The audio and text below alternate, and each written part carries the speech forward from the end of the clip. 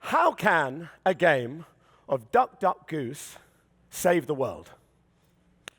How can singing a simple song save somebody's life?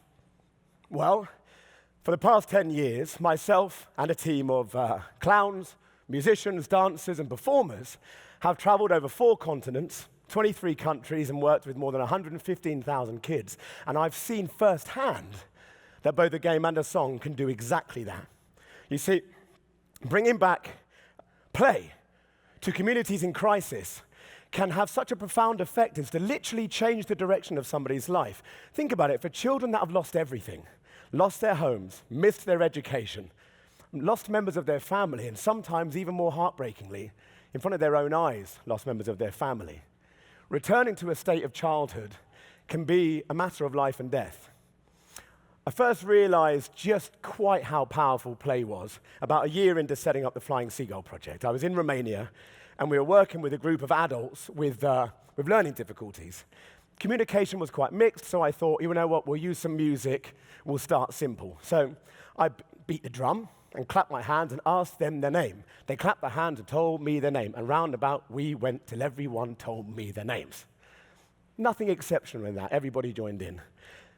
About an hour later, when I finished the session, I looked around at the staff, and I hadn't noticed till then, but they had this kind of bizarre look on their face of somewhere between confusion and excitement. The guy who was running the center came over and he said, "What did you do?" I thought it was something wrong, so I blamed Matt. I said, "He did it, it's nothing to do with me."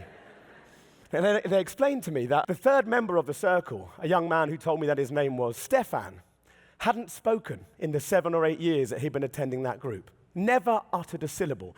Not thank you, not hello, not can I have a water, nothing. And he asked me again, "How did you make Stefan talk?" I said, "It wasn't me, it was the game where we played a game and Stefan wanted to play too." Now we jump forward a whole load of years and it's 2015. And the refugee crisis in Europe had not only caught our attention in the same way that it had everybody on the continent, but it had roused a deep sense of need for us to reach out and to help the kids that were caught up in this terrible spot, to offer them the same warmth and love and support through play that we've been offering around the world for almost a decade already. So we teamed up with our long-term partners, Humanitas Charity, and with their doctors and our clowns, we took a health and happiness crew across Europe, stopping in camps, something for the mind, something for the body. Every time we came to a stop, online and on the ground, we kept hearing the same thing. You need to go to Idomeni. You're needed in Idomeni. Idomeni, it turns out, is a small town, tiny, just on the border of Greece and Macedonia. And it was here that when Europe closed its borders and the doors were shut, that the thousands of desperate families and people en route to Sweden, UK, Germany, wherever it was, they had to find a temporary home right there and then. Now this number swelled to something like 14,000 at one point. In that number was the elderly, newborn babies, children, people with disability. I mean, everybody, every section of society was present in this muddy, waterlogged, desperate, violent, toxic field on the side of a border that we called a camp. Now, amongst those numbers, there were 3,000 children, more actually, and those kids were in a state of total emergency. You know, imagine they've got medical needs, yeah, loads, numerous, but they also have this other need. It's a need for joy. It's a need for them to feel happy. There's been months since they probably even smiled. That's not good enough. Think about what they've been through. They've left their homes. They've raced across a country with bombs and militias all around them, crossed countless borders. Some of them crossed the ocean itself, always racing away from a danger that they know behind them, but also blindfolded, sprinting towards who knows what in front. Terrified, scared, never safe, never warm, never comfortable. It's horrible, and by the time they reached us, what I had was a group of kids in a state of ongoing trauma. Now, there were some places on site, a few of the grassroots organizations that tried to offer children's activities, but in the state that they were in, it was almost impossible for them to join in, even basic activities, like school. Okay, number one, you've got to get to school, and to get to school, you have to cross a camp that is dangerous and toxic, and you run the risk of either bumping into a gang fight, which happens almost every day, or worse, you could bump into one of the border guards who, let's just say, were a little generous with their tear gas rations. Now, even if you get to school, then you've got to sit down and learn, which you've never done before. Or if you have done it, it's so long ago that the habit's long lost. They needed something different. They needed something healthy and dynamic and energetic that they could just let out some of that stress and then cool off and go to school. But I think the thing that strikes me the most, and it's with me to this day, and I guess for many years to come, is their faces. Where they should be the faces of kids, they should be playful and mischievous and cheeky. Instead of that, what we had is the faces of stressed out, worn out, almost elderly adults with the weight and the wisdom of the world behind their eyes. But they weren't 60 and 70. They were 6 and they were 7, and they shouldn't know, and they shouldn't have seen what they had. We made the call. All of us agreed, we'll stay. And right up until probably 2 months later, until the eviction, we would go into the camp every day, 8 to 10 sessions a day, 4 or 5 camps in the area. And before 9 o'clock, you'd hear the sound of a trumpet. Bum, ba, ba, dam, and I'd be there. Yalla, yalla, wera, wera, duera, duera, which is Arabic for circle, circle. And these kids would come pouring out, racing from their tents into a circle for what we'd call playtime. But I've got 500 kids now, from baby to late teen. What do you do?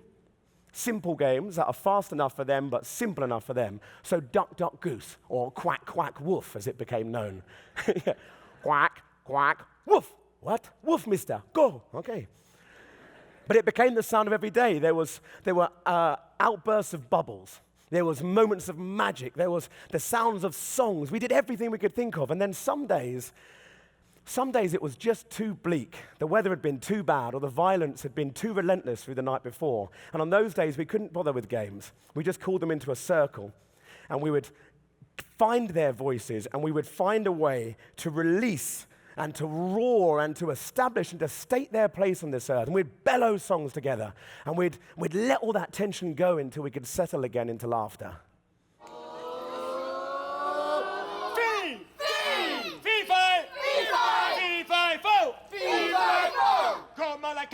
Come la vista. Come la vista. Yeah, yeah, yeah, la vista. Yeah, yeah, yeah, la vista. Hey, hey, hey, hey, hey, hey, hey, hey.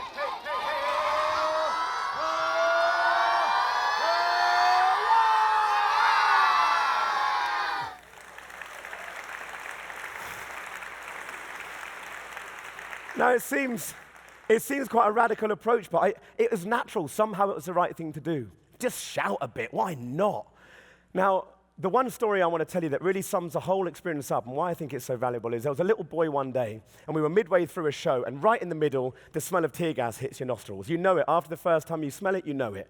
And actually, the kids were normally the ones, mister, go, problem, go. So this little boy's, go, mister, and he grabbed my jacket and said, this way.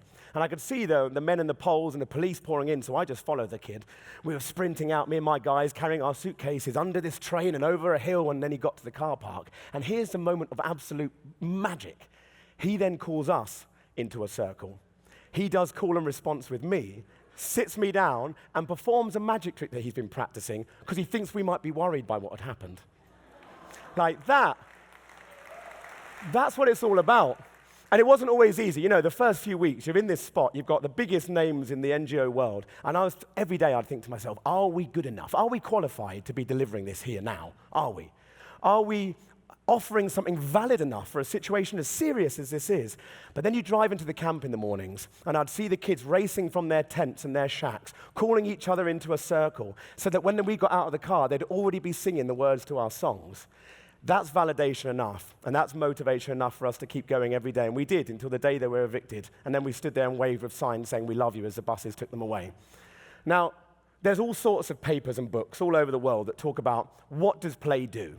What physiologically, neurologically, scientifically, and they're amazing. But I want to simplify it. Bodies and minds that feel good, heal good. It's that simple. Let's look at childhood. During childhood, there's some really important moments. There's really important elements that have to happen. One is the right to play act or make believe. You play games where you pretend you're really angry, or like I'm so totally in love. You try them all out. You try the edges of your personality. Now, these are really important because you figure out who you want to be and where your strengths are and where your weaknesses are. You try out what you might like to try when you're older. I'm a policeman, I'm a train driver, I'm a ballet dancer, I'm a musician, I'm a whatever. But in these moments, more than just the playfulness, it's more than just for fun. There's something that happens in it, your social bonds with other people, your moments where you think, could I be that? And then just occasionally there's that glimmer, that shoot of energy, and you have the moment you go, I want to be a teacher. I want to be a fireman. I want to design satellites, whatever it is. And it's the dreams that we have as children that form the foundations for who we become as adults. That's why it's so important. Now, kids I've been working with over the last decade, all over the world, they haven't had time for dreaming. They haven't been encouraged to. Sometimes it just isn't safe enough. They're surviving. There's no time for thinking what they might be. Now, this is terrible on two levels. One, if you don't have a hope or a dream for your future, then how can we expect them to feel positive towards the society that we hope they become part of? Number one. Number two, though, worse for me, I think, if you don't feel anything of what you could be or who you are, how can you feel positive about yourself? How can you hope for anything? Now, on a personal level, I think that's tragedy enough. I think it's terrible. But on a global level, on a society level, we are missing such a vast spectrum of possibility for us all.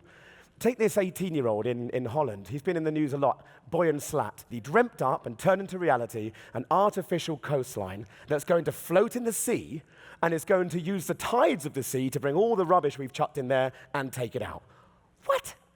That is amazing. The confidence and the encouragement he must have had in the life that he'd had to believe in that imaginative process, to be that innovative, and he may well just have changed the oceanic landscape forever.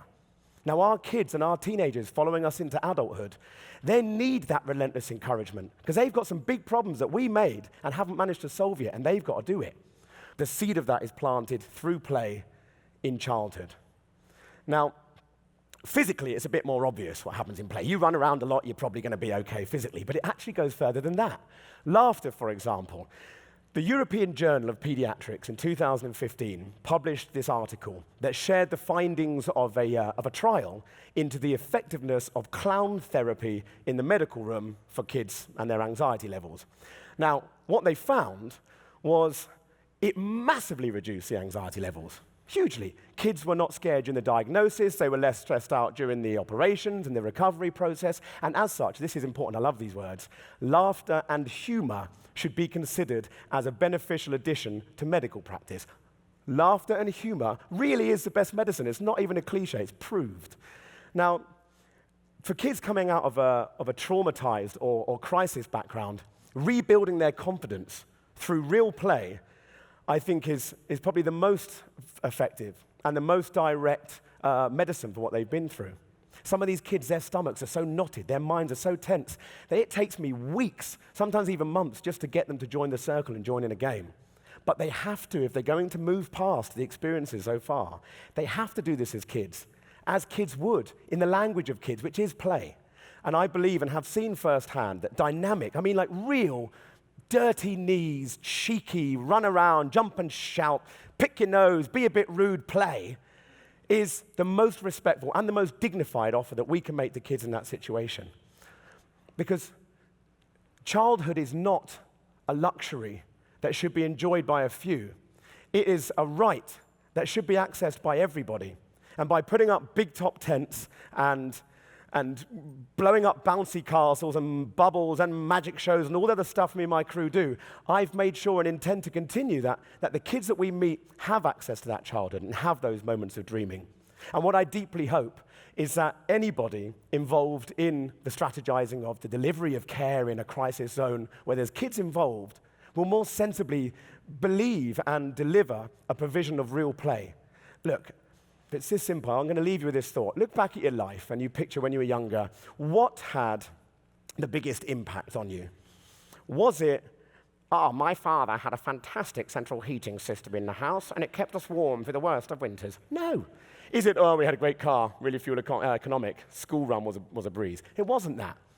It's the moments of playful, warm, loving encouragement from an adult somewhere in your life. Maybe your mum, maybe your dad, maybe a sports coach or your music teacher. For me, moments of it was my godfather, Jeff, laying on the lawn out the front of the house, his arms and legs in a knot that I'd tied him in. And my mum's going, come in, Jeff, come on. He's going, I can't, because Ash has tied me in a knot.